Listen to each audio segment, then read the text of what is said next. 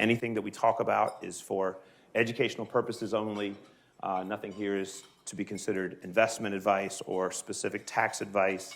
We're going to talk about going on a trip and the rules for the road. We started out at one location and we want to get to a final destination.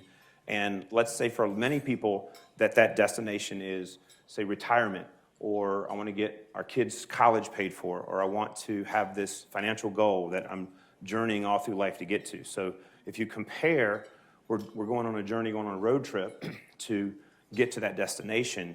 I'm going to give you some things that we see as hazards on the road and just kind of talk to you about how the behavior that we have helps us to navigate those perils.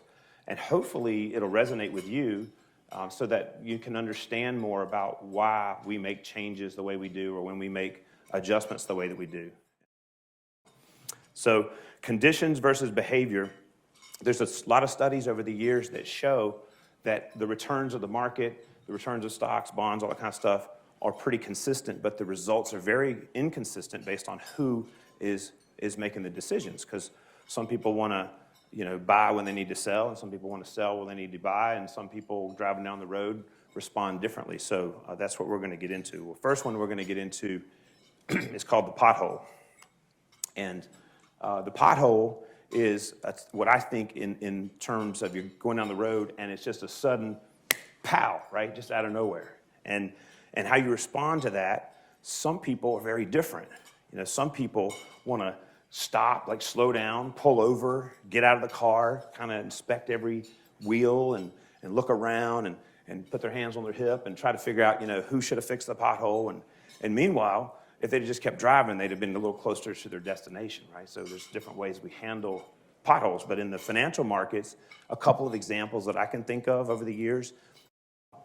One, I remember Justin and I were at American Century Funds having a visit with their home office and their analyst team.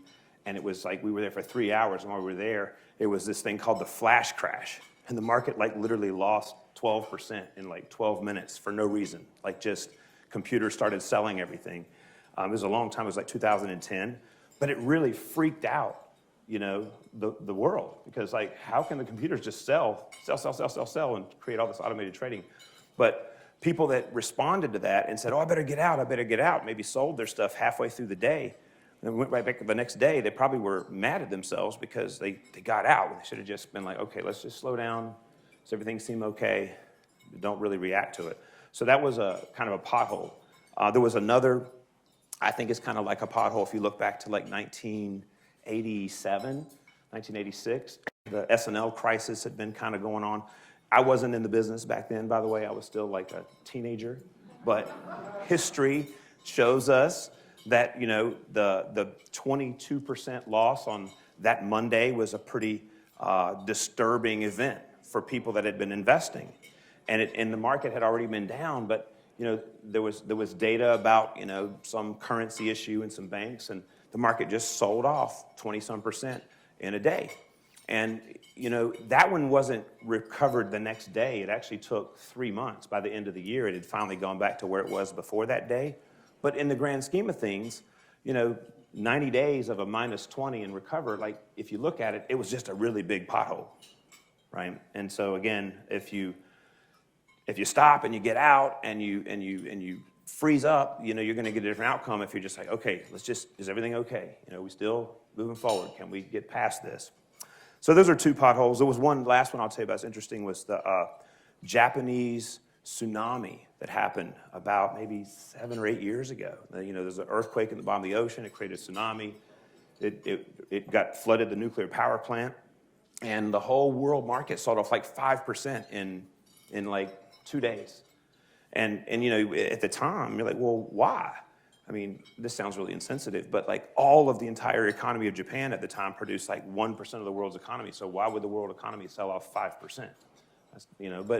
But it was fear, and it was that knee-jerk reaction. So potholes are part of the journey. For us, we try to keep moving. When something like that comes along, we try to keep moving. We try not to react too much. And we kind of look around. Does the car feel like it's running right? Are we swerving one way or the other? Is everything okay? And we keep moving because we don't want to lose that time. And we just hope that it's not like a sinkhole, because I'm sure you guys have seen pictures on the internet of like Florida potholes where like a car is lost into the middle of the earth. But that's not normal. That's not a normal pothole. So just want to talk a little bit about potholes.